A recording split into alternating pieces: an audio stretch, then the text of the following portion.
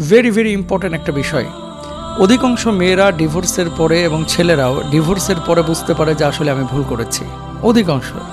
সেক্ষেত্রে আমার ভাই এবং বোনদেরকে আমি বলবো, বিয়ের পরে খুব তাড়াহুড়া না করে একে অপরকে একটু বোঝার চেষ্টা করেন, সময় নেন।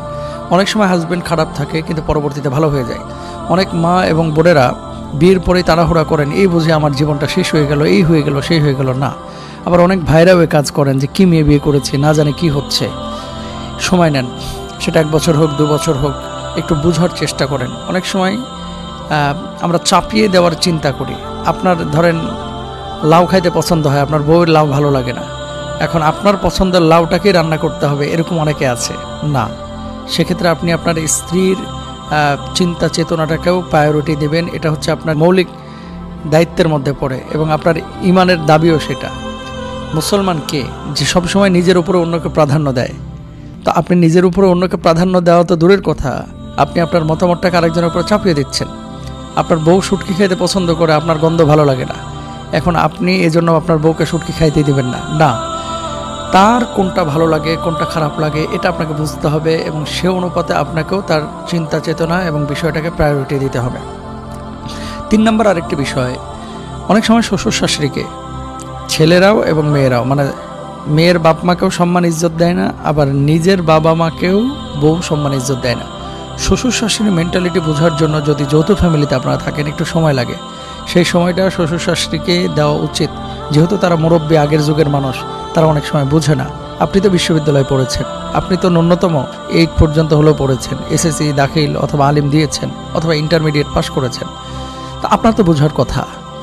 তো আপনি একটা অফিসে যাওয়ার পরে মন মতো আপনার সব কিছু হয় না, সেখানে স্যালারির জন্য যদি আপনি সব কিছু মেনে নিতে পারেন অফিসিয়াল রুলসগুলো, তাহলে আপনি আপনার হাজব্যান্ডের বাসায় যখন গেলেন, আপনি এত বড় লাইফ তার সাথে সম্পৃক্ত করেছেন, তো একটু অপছন্দের বিষয়কে আপনি মেনে নিতে পারেন না?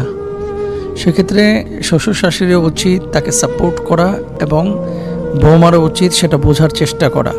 স্বামীরও উচিত শ্বশুরবাড়ির পরিস্থিতি বোঝা। অনেক স্বামীরা আছে যে দেখা যাচ্ছে শ্বশুরবাড়িতে যাওয়ার সময় 10,000 টাকা জিনিস কিনে নিয়ে যায়, কিন্তু শ্বশুরবাড়ির লোকজন যখন হাজব্যান্ডের বাড়িতে আসতেছে 100 টাকার মিষ্টিও তার হাতে উঠতেছে না। তো কালচারাল এবং এলাকাভিত্তিক কিছু জিনিস তো থাকে, এই জিনিসগুলো আমাদের একটু খেয়াল করা উচিত, তাহলে সুন্দর হবে পরিবারগুলো। আরেকটি বিষয়, বাচ্চা নেওয়ার ক্ষেত্রে, বাচ্চা যখন আল্লাহ তাআলা দিবেন তখন নেবেন, নেওয়ার পরে একে অপরের দায়িত্বগুলো কি, এগুলো একজন স্কলারের কাছ থেকে বুঝে নেওয়ার চেষ্টা করবেন যে আমার দায়িত্বটা কি। দেখেন ইউরোপে সংসার ভেঙে যাচ্ছে, ইউকেতে সংসার ভেঙে যাচ্ছে, বাংলাদেশে ভয়াবহ আকারে সংসার ভাঙছে, একমাত্র কারণ হচ্ছে পারস্পরিক বোঝাপড়া না থাকা এবং একে অপরের দায়িত্ব সম্পর্কে আমরা জানি না। এই জন্য পারিবারিক কাউন্সিলিং এবং বিয়ের আগে একজন স্কলারের সাথে কথা বলে বিয়ে শাদীর ব্যাপারে সিদ্ধান্ত নেওয়া, এটা বড় জরুরি কাজ, যে আপনার দায়িত্বটা কি, শরীয়ত আপনাকে কি দিয়েছে দায়িত্ব। এই জিনিসগুলো যদি আমাদের ভিতরে না থাকে, পারিবারিক জীবনে কখনো আমরা সুখী হতে পারবো না। এবং ম্যাক্সিমাম মেয়েরা, ছেলেরা তালাকের পরে একটা ভুল বুঝে যে এই কাজটা আমি না করলেও পারতাম, মাথা গরম ছিল তো এই জন্য হয়ে গেছে, এটা না করলেও পারতাম, কিন্তু সেই সময় স্থায়ী তালাক হয়ে গেলে আর ফেরার সুযোগ থাকে না। এই জন্য আপনাদেরকে বলবো, খুব হুড়োহুড়ি করবেন না। সংসারটা যদি বিচ্ছিন্ন বা বিচ্ছেদের পর্যায়ে যায়ও, তাহলে প্রতি মাসে একটা করে তালাক দিয়ে 3 তালাক দেন, একসাথে 3 তালাক না দিয়ে। হ্যাঁ, তাকে বোঝার চেষ্টা করেন। অনেক সময় রাগের মাথায় 1 তালাক দিয়েছেন, দেখবেন 2 দিন পরে মেজাজ ঠান্ডা হয়ে গেছে। কিন্তু মেয়েরা জানে যে তালাকের পরে এই দুনিয়াটা তাদের জন্য কত কঠিন হয়ে যায়। কেন জানেন?